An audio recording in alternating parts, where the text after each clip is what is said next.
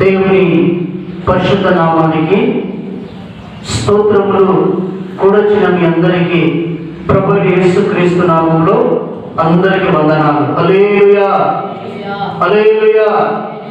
దేవుని మహాకృపను బట్టి ప్రభు ఆయన సన్నిధిలో మనమందరం కూడి ఈ విధంగా ప్రభును ఆరాధించుటకు, దేవుని నామాన్ని స్తుతించుటకు, ప్రభును మహిమపరచుటకు ప్రభు మనకు చూపిన తన శాశ్వతమైన కృప కొరకై దేవునికి కోటాను కోట్ల స్తుతులు, స్తోత్రాలు, వందనాలు చెల్లించవలసి ఉంది. హల్లెలూయా, హల్లెలూయా. ప్రియమైన దేవుని బిడ్డలారా, మనము భయంకరమైన పరిస్థితుల్లో, భయంకరమైన విపత్తులో ఉంటున్న సంగతి సర్వ మానవాళికి తెలుసు. ఇది ఒక ప్రాంతానికి వచ్చింది కాదు, అన్ని ప్రాంతాలకు ఈ వైరస్ వల్ల ప్రాణ భయము ప్రతి విశ్వాసికి, ప్రతి అన్యునికి, ప్రతి భూమి మీద ఉన్న మానవునికి ఒక భయము కలుగుతూ ఉంది. అందుకే దేవుడు అంటున్నాడు, నీవు ఈరోజు ఎవరి మాట వింటున్నావు? స్తోత్రం, హల్లెలూయా. నీవు ఎవరి మాట వింటున్నావు? ఈ రోజులలో ప్రతి విశ్వాసి వినవలసిన మాట, నేర్చుకోవలసిన పాట, నడవలసిన పాట యేసయ్య మాట. దేవునికి స్తోత్రం.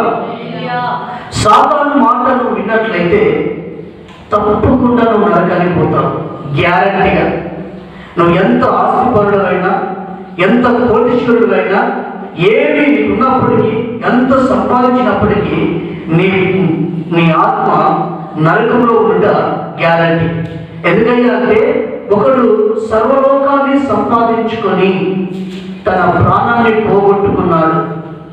ఏం సంపాదించుకున్నాడు అంటే సర్వలోకాన్ని అతడు సంపాదించుకున్నాడు, కానీ తన ప్రాణాన్ని పోగొట్టుకున్నాడు. తన ప్రాణం ఎక్కడ పోయింది అంటే నరకానికి పోయింది.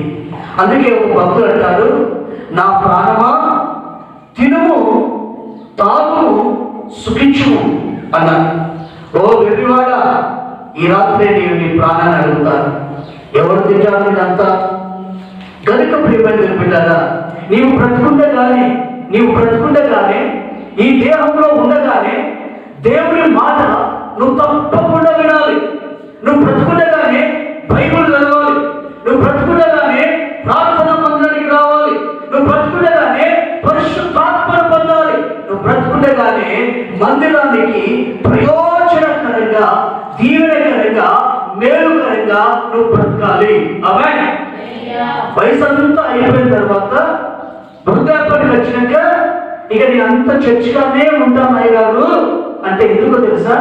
నీ ఇంట్లో కుమ్ముడు పెట్టేవాళ్ళు లేరు, నీ ఇంట్లో తినేవాళ్ళు ఎక్కువైంది కనుక అయ్యగారితో ఉంటే కొంచెం ఆహారం దొరుకుతుంది అన్న ఉద్దేశమే తప్ప మరొకటి ఏమీ లేదు. వయసులో ఉన్నప్పుడు, బలంలో ఉన్నప్పుడు నువ్వు ఇష్టమైన కార్యక్రమాలు చేసి నీ ఇష్టానుసారంగా బ్రతికి అంత అయిపోయిన తర్వాత వృద్ధాప్యంలో దేవుడి దగ్గరికి వస్తే దేవునికి నువ్వు అవసరం లేదు. నరుడట యవ్వన కాలంలో కాలిపోయిట నరునికి మేలు అని దేవుని వాక్యం సెలవిస్తుంది. హల్లెలూయా, హల్లెలూయా. గనుక ప్రియమైన బిడ్డలారా, ఈరోజు ప్రతి విశ్వాసి ఈరోజు తీసుకోవాల్సిన ఒక మంచి నిర్ణయం. ఆమేన్. ఏం చేయాలి? బ్రతుకున్నప్పుడే బైబిల్ చదవాలి, బ్రతుకున్నప్పుడే పాట పడాలి, బ్రతుకున్నప్పుడే మందిరానికి ప్రయోజనకరంగా ఉండాలి, బ్రతుకున్నప్పుడే మందిర పరిచర్య చేయాలి. ఇది దేవదూతలకు లేని భాగ్యం, దేవదూతలకు లేని ధన్యత దేవుడు మనకు అనుగ్రహిస్తున్నాడు. ఆమేన్. గనుక ప్రియమైన దేవుని బిడ్డలారా, ఈ సమయాన్ని పోనీయకుండా సద్వినియోగం చేసుకోవాలి. అందుకే ఒక జ్ఞాని ఏం చేశాడంటే, ఒక జ్ఞాని దగ్గరికి వచ్చాడు. ఒక జ్ఞాని దగ్గరికి వచ్చాడు. ఆ జ్ఞాని దగ్గర వచ్చి చీతకు ఒక చిలుకను తన చేతిలో పట్టుకున్నాడు. పట్టుకొని, అయ్యా, నా చేతిలో ఉన్న ఈ చీతకొక చిలుక చనిపోయిందా, బ్రతుకుందా అని ప్రశ్న వేశాడు. ఆ జ్ఞాని ఏం చేశాడంటే జ్ఞానం కలిగిన సమాధానం ఇచ్చింది. నేను బ్రతికింది అని అనుకోండి, నువ్వు చంపేస్తావు. నేను చచ్చింది అని అనుకొని నువ్వు బ్రతికిస్తావు. దాని జీవము మరణము నీ చేతిలో ఉంది అని ఆ జ్ఞాని చక్కని సమాధానం ఇచ్చాడు. దేవుని స్తోత్రం. ఇప్పుడు నువ్వు పరలోకానికి పోతావా, నరకానికి పోతావా? దేవునికి అప్పగించుకుంటావా, సైతానికి అప్పగించుకుంటావా? నీ నడిపింపు దైవ నడిపింప, నీ నడిపింపు సాతాను నడిపింప? నువ్వు ఏ నడిపింపు ప్రకారంగా నడుస్తున్నావు? నీ ఆలోచన ఏంటి? నీ బుద్ధి ఏంటి? నీ స్వభావం ఏంటి? నువ్వు మూర్ఖుడువా, నువ్వు జ్ఞానివా? అజ్ఞానంగా ఉన్నావా, జ్ఞానం కలిగి ఉన్నావా అన్నది ఇప్పుడు నీ చేతిలో ఉంది. ఆమేన్.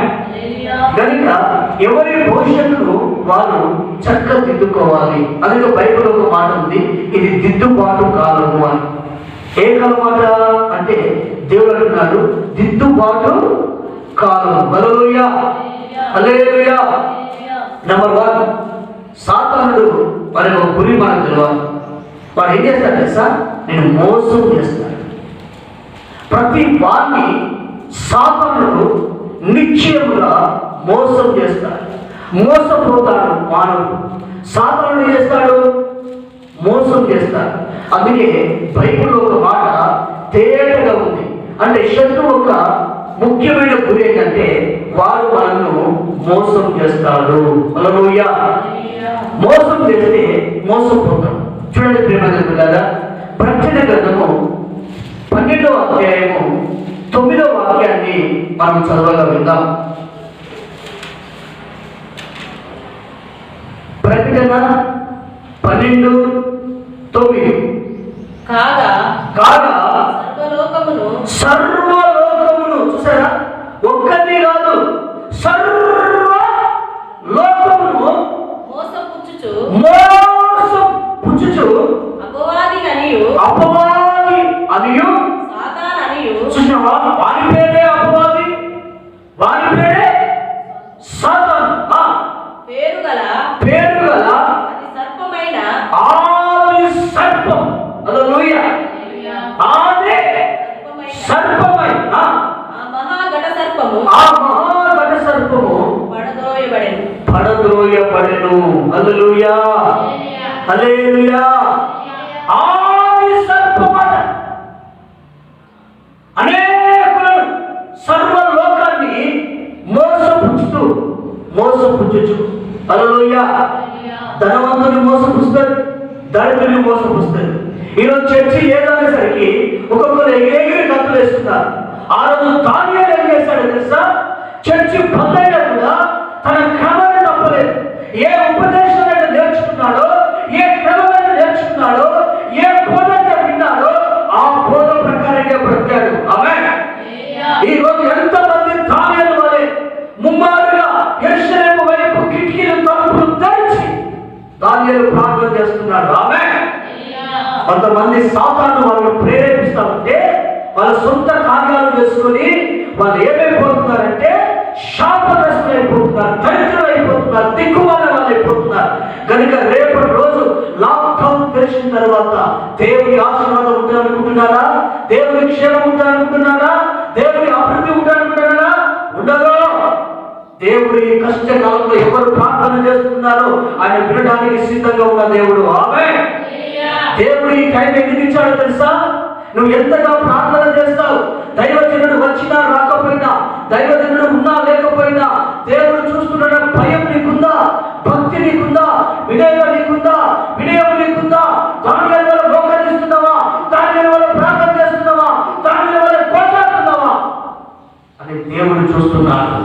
దేవునికి స్తోత్రం, దేవునికి స్తోత్రం. అపవాది వేసే బాణాలకు ప్రతి వాళ్ళు వారి వాళ్ళలో పడిపోతున్నారు, వారి చిక్కుములో పడిపోతున్నారు. అందుకే చూడండి 2వ కొరింథీ 11వ అధ్యాయము 3వ వాక్యంలో కూడా ఉంది.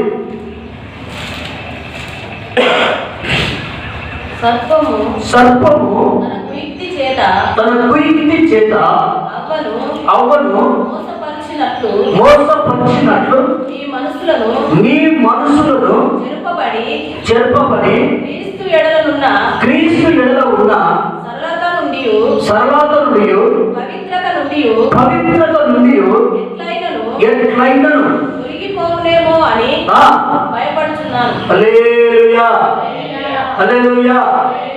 అవ్వ మోసపోయింది కానీ ఆదాము మోసపోలేదు.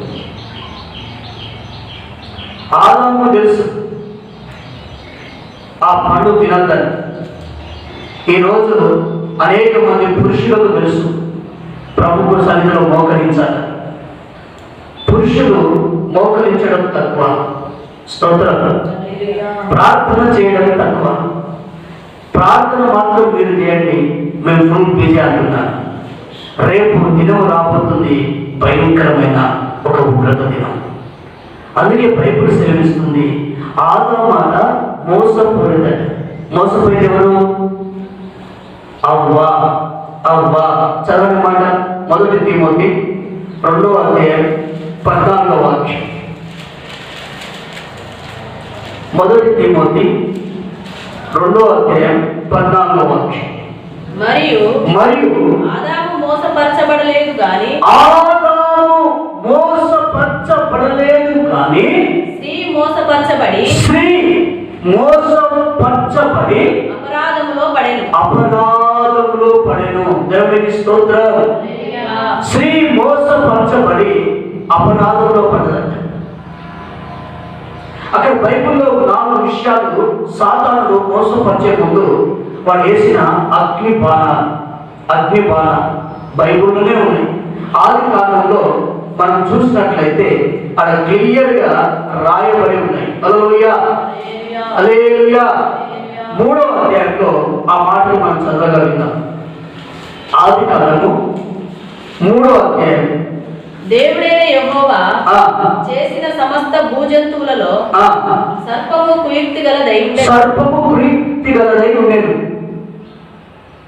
అది ఆ స్త్రీతో ఇది నిజమా ఈ తోట చెట్లలో దేని ఫలమునైనను మీరు తినకూడదని దేవుడు చెప్పెనా అని అడిగాను.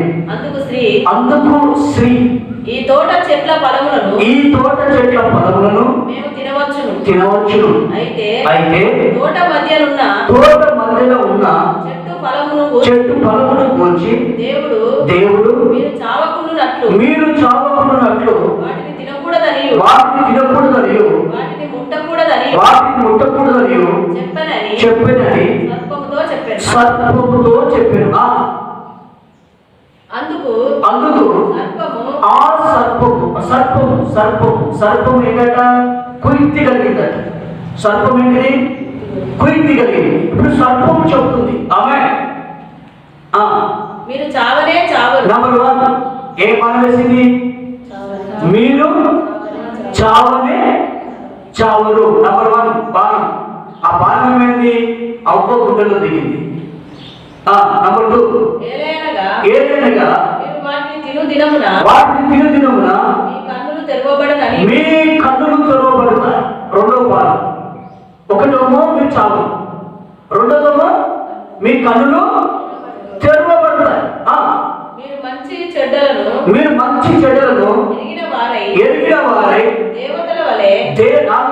దేవతల వలె ఉందురనియు దేవునికి తెలియనని స్త్రీతో చెప్పగా చాలు. హల్లెలూయా హల్లెలూయా హల్లెలూయా. మరి దేవుడు చెప్పాడు కదా సార్, చెప్పడే ఆజ్ఞ ఇచ్చాడు. ఆజ్ఞ ఏమని ఇచ్చాడు? 2:17 ఆది కాలం. అయితే మంచి చెడ్డలను తెలివినిచ్చు వృక్ష ఫలములను తినకూడదు. నీవు వాటిని తిను దినమున నిశ్చయముగా నీవు చచ్చెదవు. హల్లెలూయా. ఇది ఆజ్ఞ, దేవుని ఆజ్ఞ. రిక్వెస్ట్ కాదు, ప్రాధేయపడి కాదు. దేవుడు చేస్తుంది సార్, ఆజ్ఞాపిస్తున్నాడు. నువ్వు తింటే ఏమైతావు? చచ్చిపోతావు అని దేవుడు చెప్పాడు. దేవుని సేవకుని మాట, దేవుని మాట ఈరోజు ఎంతమంది విశ్వాసం ఉంటున్నారు? సేవకులు 6 నిమిషాలు చేతులు పైకెత్తి మీ కుటుంబం కొరకు కన్నీళ్ళు కాల్స్తే నీ ఇంటి పాడలేక చూస్తున్నావు, నీ ఇంట్లో బానిసలేక సేవకుడు రమ్మంటే రావాలి, పొమ్మంటే పోవాలి. సేవకుడి పని అది కాదు. నీ ఇంటి పాలేడు కాదు, నీ ఇంట్లో పనివాడు కాదు, నీ ఇంట్లో సభ్యుడు కాదు. ఆయన దైవజనుడు. ఆమేన్. ఆయన మాట వింటే మీరు బ్రతుకుతాడు. యేసయ్య మాటలే బోధిస్తాడు. యేసయ్య సత్యాన్ని బోధిస్తాడు. సత్యము మనల్ని స్వతంత్రులుగా చేయను. ఆదియందు వాక్యము నేను, వాక్యము దేవుని యందు నేను, వాక్యమే దేవుడై ఉండెను. ఆ వాక్యమే మీతో మాట్లాడుతున్నాను. ఆమేన్. హల్లెలూయా. సొంత పరలోకపు సేవకుని దేవుడు ఎందుకు పిలిచాడు? ప్రార్థన చేయడానికి, ప్రతి విషయంలో చేతులెత్తడానికి. ఆమేన్.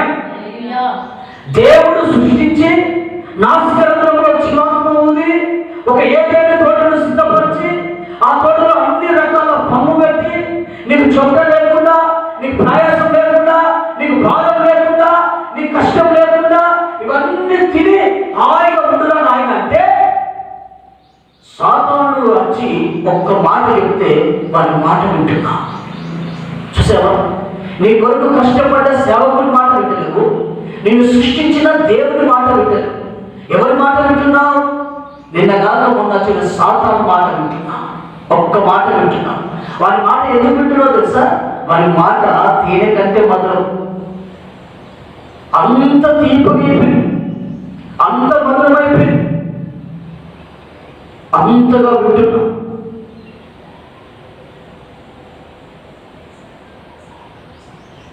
ఈరోజు సాతానుడు ఏం చేశాడంటే, అవ్వ ఒంటరిగా ఉండడం చూసి తిన్నగా వచ్చాడు. మీరు చావనే చస్తామనే భయం అవ్వకున్నప్పుడు మీరు చావలని వారి మాట చేత సాతానుడు బలపరిచాడు. సాతానుడు ఆ మాట బలపరచడం ద్వారా అవ్వకి వచ్చింది సార్ ఏంటంత బలపరిచింది. ఇక అవ్వ చేసింది, ఆ పండు తీసుకుంది, ఆ పండును తిన్నది. తింటే అవ్వకి ఏమి కాలేదు. అయినా ఏం కాదు. అవ్వకి ఏం కాకపోయేసరికి తీసుకుని వెళ్ళి ఆదాము కూడా ఇచ్చింది. దేవుని స్తోత్రం. హల్లెలూయా.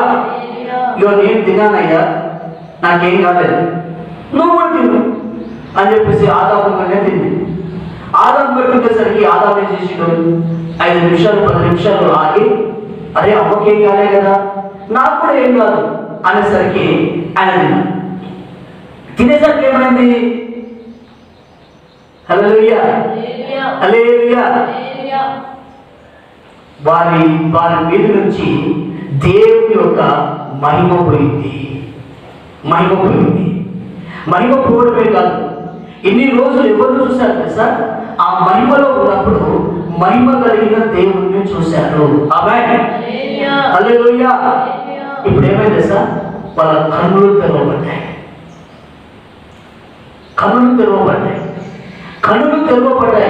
ఇప్పుడు దేవుని చూడడం బంద్ అయిపోయింది. లోకాన్ని చూసే కన్నులు తెరవబడ్డాయి, పాపాన్ని చూసే కన్నులు తెరవబడ్డాయి, వ్యతిరేకమైన వాటిని చూసే కన్నులు తెరవబడ్డాయి. మైండ్ మారిపోయింది, బుద్ధి మారిపోయింది, మనసు మారిపోయింది, ఆలోచన మారిపోయింది, అన్ని వంకర బుద్ధులు స్టార్ట్ అయినాయి. ఎందుకయ్యా అంటే ఈ కళ్ళు తెరవబడ్డాయి. నేత్ర ఆశ ప్రారంభమైంది. దేవుడికి స్తోత్రం. హల్లెలూయా, హల్లెలూయా. ఇంతకాలం ఏమైందయ్యా అంటే ఆ కన్నులకు దేవుడు ఏం చేశాడు తెలుసా? మహిమను పెట్టాడు. ఆ మహిమ ఏమైపోయింది? ఆ మహిమ పోయింది. దేవుని మహిమ పోయింది. దేవుని మహిమ ఎప్పుడైతే ఆ కన్ను నుంచి పోయిందో పాపాన్ని చూసే నేత్రాలు వచ్చాయి. అందుకే దావీదు మీద సౌలు విషపు చూపు నిలిపెను. చూపులలో ఏముంది? విషం ఉంది. చూపులలో ఏముంది? పాపం ఉంది. చూపులలో ఏముంది? కామం ఉంది. అంటే ఈ చూపులు ఏమైపోయినాయి? మారిపోయినాయి.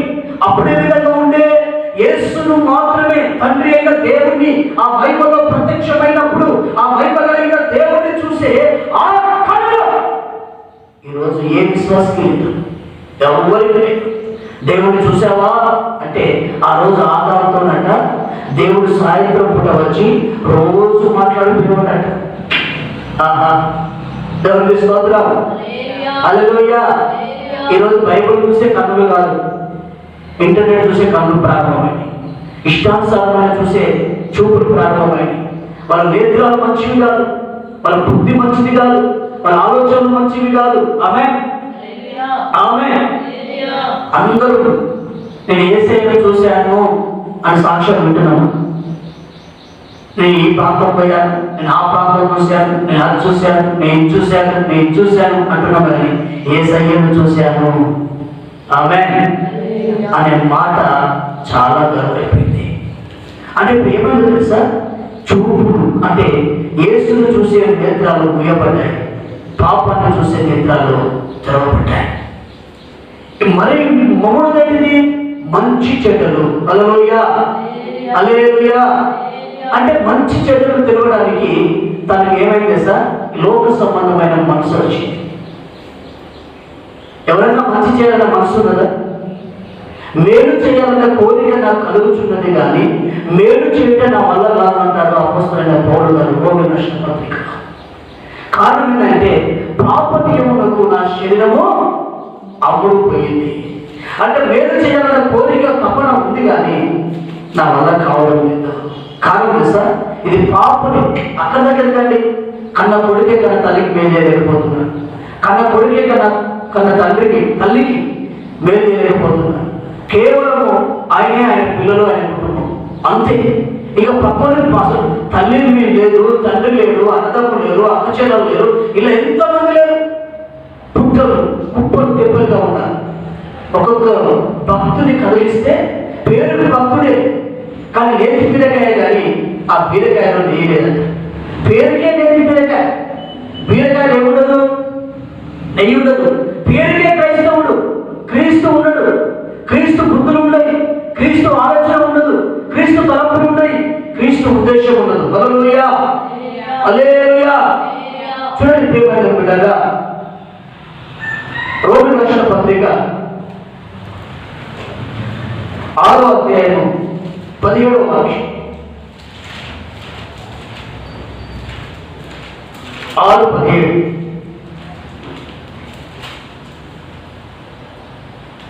మీరు పాపమునకు దాసులై ఉంటిరి. చూస్తున్నావా? మీరు పాపమునకు దాసులై ఉంటిరి, కానీ ఏ ఉపదేశ క్రమమునకు మీరు అప్పగింపబడితిరో, ఏ ఉపదేశ క్రమమునకు మీరు అప్పగించబడితిరో దానికి హృదయపూర్వకముగా లోబడిన వారై పాపము నుండి విమోచింపబడి నీతికి దాసులైతిరి. హల్లెలూయా హల్లెలూయా. ఈ పాప నియమం నుంచి మనం బయటపడాలంటే మనము దేవుని ఉపదేశ క్రమానికి అప్పగించుకోవాలి. నువ్వు పుణ్యకార్యాలు చేసినా, నువ్వు గుండు కొట్టించుకున్నా, నువ్వు కాష్టపోయి 4 సార్లు మునిగినా, ఇంకేం చేసినా కానీ నీ పాపము పోదు. నీ పాపము పోవాలంటే యేసు క్రీస్తు రక్తము చేత నువ్వు కడగబడితే తప్ప నీ పాపము పోదు. ఆమేన్ ఆమేన్. నేను పరిశుద్ధునిగా మార్చేది ప్రభు అయిన యేసు క్రీస్తు రక్తమే. కారణం ఏంటంటే యేసు రక్తంలో పాపము లేదు, యేసు పాపి కాదు. సర్వ మానవాళికి యేసయ్య సవాలు చేశాడు, నాలో పాపం ఉందని మీలో ఎవరన్నా నిరూపించగలరా అని సవాలు చేసిన వాడు నేను ప్రకటిస్తున్న యేసు. ఆమేన్. నా యేసు పరిశుద్ధుడు, నా యేసు క్రామ క్రోమ మతపత్రము లేనివాడు, ఆశ్చర్య ప్రపంచాలు స్తుతికి యోగ్యుడు, ఆరాధనకు అర్హుడు. ఆయన ఒక్కడే దేవుడు. అందుకే ఆ దేవుని వాక్యాన్ని తప్ప, ఆ ఉపదేశ క్రమానికి తప్ప ఇక ఏది నేను ప్రపంచంలో మార్చలేదు. హల్లెలూయా హల్లెలూయా. వాళ్ళు ఇప్పుడు దేవదూతలుగా మారలేదు, ఏమయ్యారు సార్? దిగంబరులుగా మారారు. సాతానుడు ఏమన్నాడు? దేవదూతలు అయిపోతా ఉన్నాడు, కానీ దేవదూత కాలేదు. ఏమైండు? దిగంబరులయ్యారు. ప్రతిరోజు ఆదాము అవ్వ ఏం చేసేవారు? ఒకరికొకరు ఒకరు చూసుకునేవారు. ఇప్పుడు ఒకరికొకరు ఒకరు చూడకుండా అయిపోయింది. కారణం సార్, వారికి సిగ్గు వచ్చిందట. బైబిల్ సెలవిస్తుంది. ఎందుకు సిగ్గు వచ్చింది అంటే వారి మీద ఉన్న మహిమ ఏమైంది? పోయింది. వాళ్ళ మహిమ పోయింది కనుక వాళ్ళ శరీరం కనబడుతుంది, వారి అవయవాలు కనబడుతున్నాయి. అందుకే వారికి ఏమైంది సార్? సిగ్గు వచ్చింది. సిగ్గు వచ్చాకనే ఈ టైంలో దేవుడైన యెహోవా ఏం చేశాడు సార్? తిన్నగా పిలవడం ప్రారంభించాడు. ఆమేన్. హల్లెలూయా. దేవుని స్వరాన్ని విని ఇప్పుడు మానవుడు ఏమైపోతుంది సార్? భయపడి దాక్కుంటున్నాడు. ఎందుకు దాక్కున్నాడు? దాక్కోవడానికి కారణం ఏంటిది అంటే పాపం అంత కాలము మానవుడు దేవుని దగ్గరికి రాడు, దేవుని స్వరాన్ని వినలేడు. దేవుని స్తోత్రం. ఇప్పుడు మనం ఏం చేయాలి? ఈ సిగ్గుపోవాలంటే అని ఆదాము అవ్వాలనుకొని అప్పట్లో మనం ఇస్తరాకులు ఉంటాం కదా, ఇస్తరాకులు చేస్తాం చిన్న కట్టె రోజులు. ఆ విధంగా వాళ్ళు ఏం చేశారు? కచ్చిడాలు కుట్టుకున్నారట. కచ్చిడాలు కుట్టుకుని వాళ్ళ దిశములు కనిపించకుండా, వాళ్ళ అవయవాలు కనిపించకుండా వాళ్ళు ఏం చేశారు? వస్త్రాలు కుట్టుకున్నారు. ఈ లోపు ఏమైంది? సూర్యుడు అనే వచ్చాడు. ఆకులన్నీ ఎండిపోయి ఎక్కడికక్కడ చిరిగిపోయాయి. దేవుడిని చూసి ఏం చేశారు సార్? ఆదిలో వధించబడిన గొర్రె పిల్ల. దేవుని స్తోత్రం. అంటే దేవాది దేవుడు కనికరపడి జాలిపడి మానవుడి పట్ల ప్రేమ కలిగి మానవుడు పతనమైపోతున్నాడు, మానవుడు నాశనమైపోతున్నాడు, మానవుడు మాట వినలేకపోతున్నాడు, మానవుడు మాట లోపడలేకపోతున్నాడు, మాట ప్రకారంగా అంగీకరించలేకపోతున్నాడు, మాట ప్రకారంగా నడవలేకపోతున్నాడు అని ఆ దేవుడు ఏం చేశాడంటే ఆదిలో నియమించబడిన గొర్రె పిల్ల ఆయన వధించబడి వారి కొరకు చర్మపు చుక్కలు పుట్టించాడు మన ప్రభువైన యేసు. హల్లెలూయా, హల్లెలూయా. కనుక ప్రియమైన బిడ్డలారా, ఆ చర్మపు చుక్కలు ఆదిలో నియమించబడిన గొర్రె పిల్ల అంటే ఆదిలోనే దేవుడు వధించబడ్డాడు. దేవునికి స్తోత్రం. హల్లెలూయా. కనుక ప్రియమైన బిడ్డలారా, మొదటి ఆదాము ఏమయ్యాడు సార్? సాతాను వేసిన అగ్ని బాణానికి లోపడ్డాడు, కూలిపోయాడు. ఇప్పుడు సర్వ మానవాళి మీద పాపం ఏరుతా ఉంది. ప్రతి వారి కన్ను తెరవబడ్డాడు. ఎప్పుడైనా దేవుని చూసావా? ఆ మహిమ కలిగిన దేవుని చూసావా? చూడలేదు. ఏం చూసావు? లోకంలో ఉన్నాయన్నీ చూసాం, లోకంలో ఉన్నాయన్నీ చేస్తున్నాం. కానీ యేసయ్యను చూసే నేత్రం ఏమైపోయింది? మూయబడ్డది. ఏదన్నా మంచి పని చేసావా? చేయాలన్న కోరిక నాకు ఉంది, కానీ నా వల్ల కావడం లేదు. ఆమేన్. హల్లెలూయా. దేవతలను ఆరాధన చేసినట్టుగా ఆరాధన చేసావా? చేయలేకపోతున్నాను. నా సొంత పనిలో నిమగ్నమైపోతున్నాను. యెహోవా కార్యాలు అశ్రద్ధ చేయవాడు శాపగ్రస్తుడు. ఆమేన్. హల్లెలూయా. మొదటి ఆదాము పాపంలో పడ్డాడు, దేవునికి దూరం అయ్యాడు. దేవునికి స్తోత్రం. ఒకటి దేవునికి దూరం అయ్యాడు, 2 కళ్ళు తెరచబడి, 3 చెడ్డవాడైపోయాడు, 4 సిగ్గొచ్చింది. అయితే కడపటి ఆదాము అనగా మన ప్రభువైన యేసుక్రీస్తు వారు. హల్లెలూయా, హల్లెలూయా. రోమీ రాసిన పత్రిక 5వ అధ్యాయము 19వ వాక్యం. 5:19.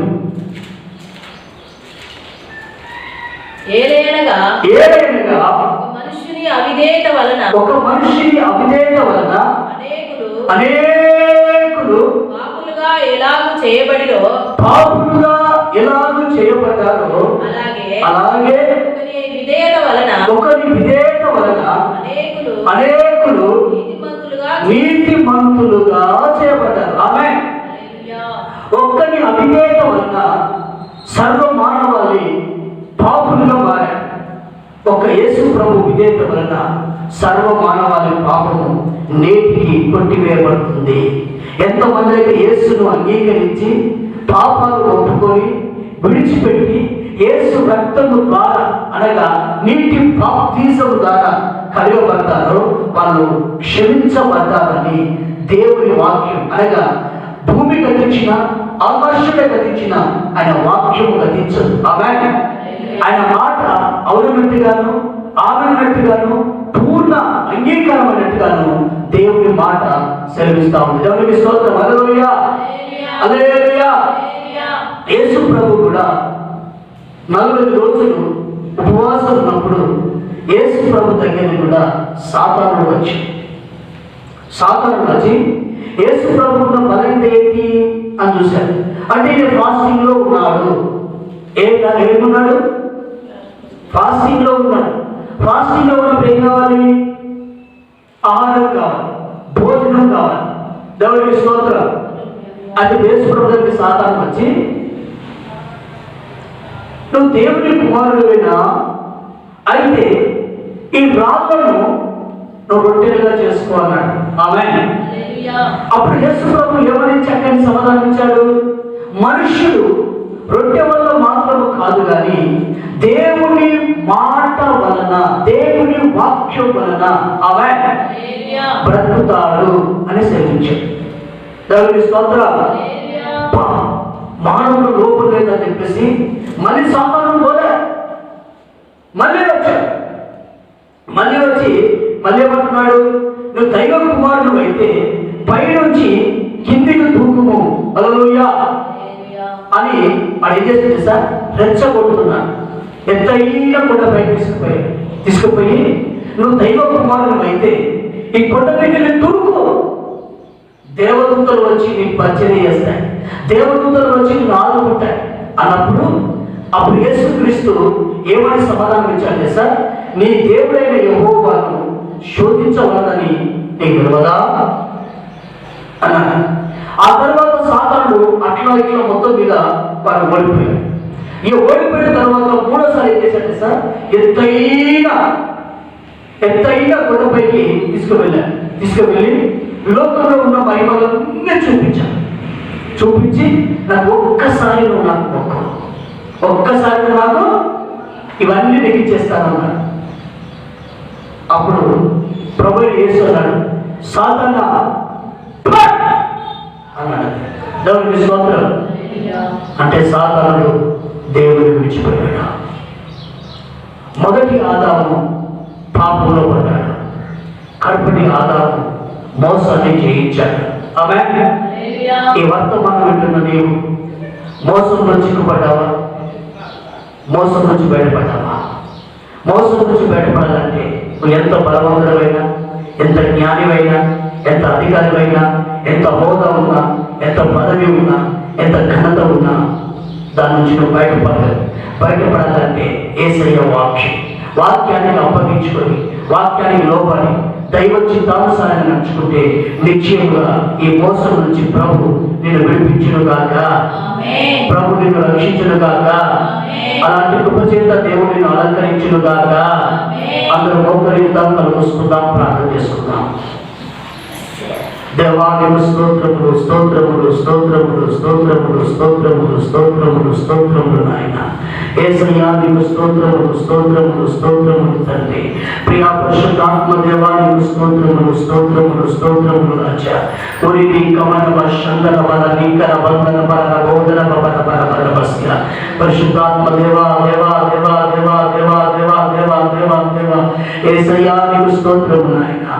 మహాగరుడా, పరిశుద్ధుడా, మా ప్రేమ కలిగిన మా తండ్రి, నీకు వందనాలు, స్తోత్రాలు, కృతజ్ఞతాస్తుతులు చెల్లిస్తున్నాము నాయన. విస్తారమైన నీ కృప, విశేషమైన నీ కృప కలిగే నీకు స్తోత్రాలు. అవ్వ మోసంలో పడిపోయి ఆదమును కూడా మోసంలో పడబట్టి సర్వ మానవాళి మోసంలో పడిపోయినారే.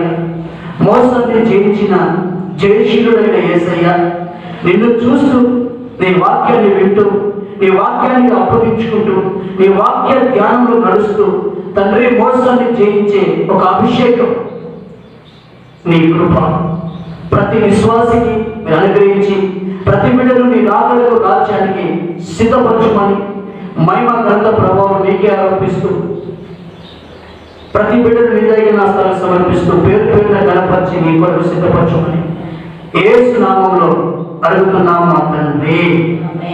ఆమేన్. యేసు రక్తమే జయం, శిలువ రక్తమే జయం.